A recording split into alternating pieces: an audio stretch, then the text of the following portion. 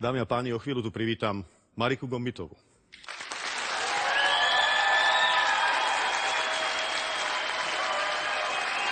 Som rád, ale šetrite si to na Mariku, dobre? Dámy a páni, Marika dnes večer vystúpi s význaním. Ten jej výber skladby je ideálny.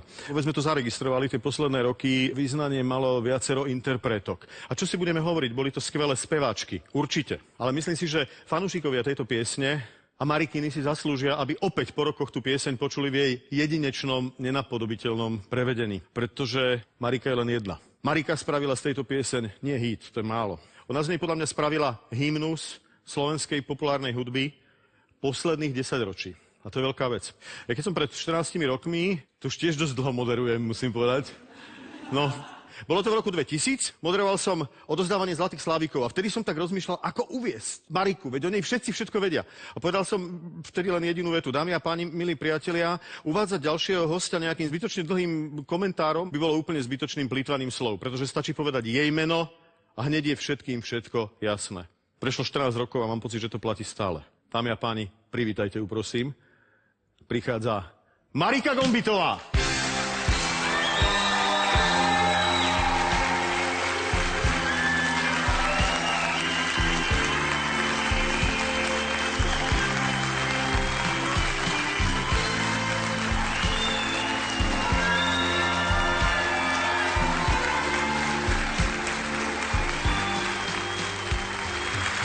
Dneska ťa, Marika. Vítaj, ahoj môj. Zdravím ťa.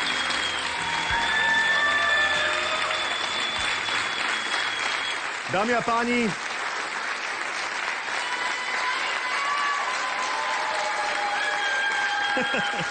dámy a páni, vyznanie.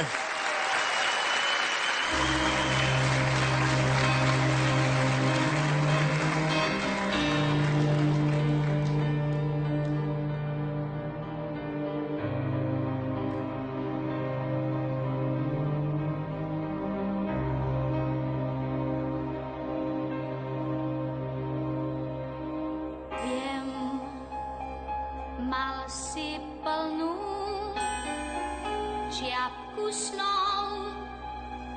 Viem, tuším, čo sa stalo s ňou. Tak príď v tmavej chodbe stoj a blúď, zazvoň. Prídem odomknúť.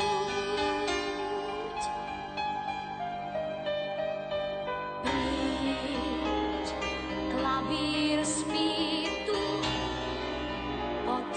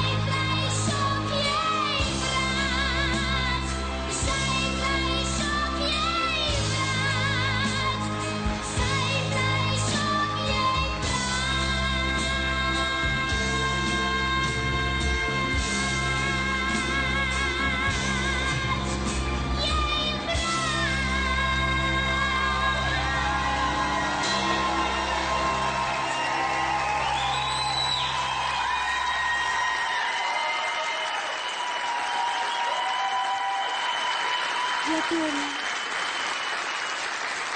Ďakujem veľmi pekne. Dámy a páni, Marika Gombitová.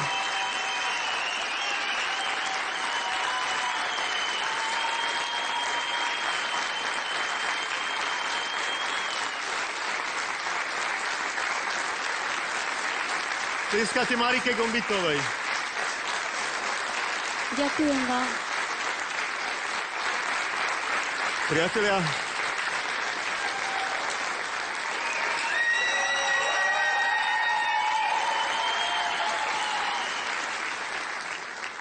Marika, vitaj pred svojim publikom. Dobrý večer. Dobrý večer. Ja ti kláčim pri nohách po 14 rokoch a prvá vec, ktorá mi napadá, musím ti ju povedať, Marika, vyzeráš božsky. Pozeral som sa po ľuďoch a neskrývali dojatie a je to asi normálne. My sme sa, myslím si, cítili pri tvojom návrate ako v 7. nebi. Aké pocity máš ty dnes? Čo to je za pocit vrátiť sa opäť pred svoje publikum? Ja by som sa chcela predovšetkým poďakovať za to milé, vrúcne prijatie. Ďakujem vám naozaj. Ste ma veľmi dojali. Ja sa veľmi dobre cítim. Som veľmi šťastná. A tých 12 rokov ja si nemyslím, že to bolo o tom, že som sa skrývala, alebo že som nechcela byť tu s vami. Jednoducho to bolo a ja sa teraz teším, že som tu a že sa začne tak trošku moja nová etapa môjho života. Neviem, čo viac by som povedala. Je to tak. Ďakujem vám. Ďakujem.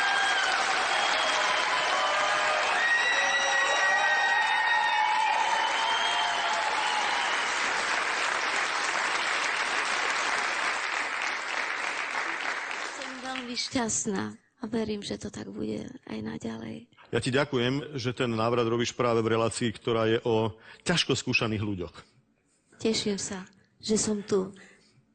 V tom, aký mám život, možno si mnohí myslíte, som uzavretá pred svetom a tak, ale snažím sa naplňať môj život tak, aby som bola aspoň spokojná.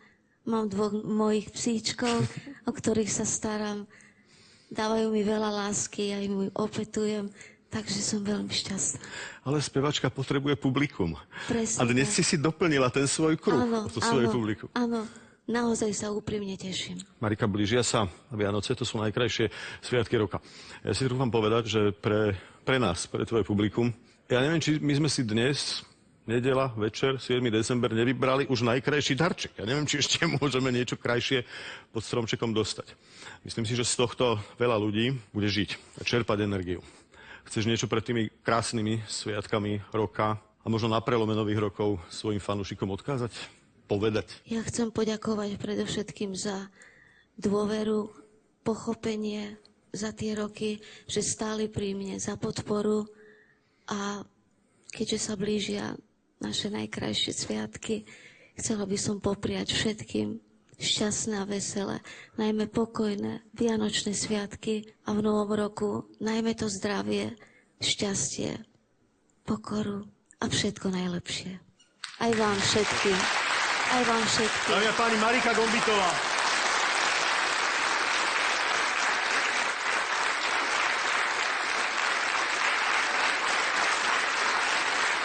Marika, ak dovolíš, ruže, ktoré máš tak rada, to vieme. Môžem takto? Marika Gombitová.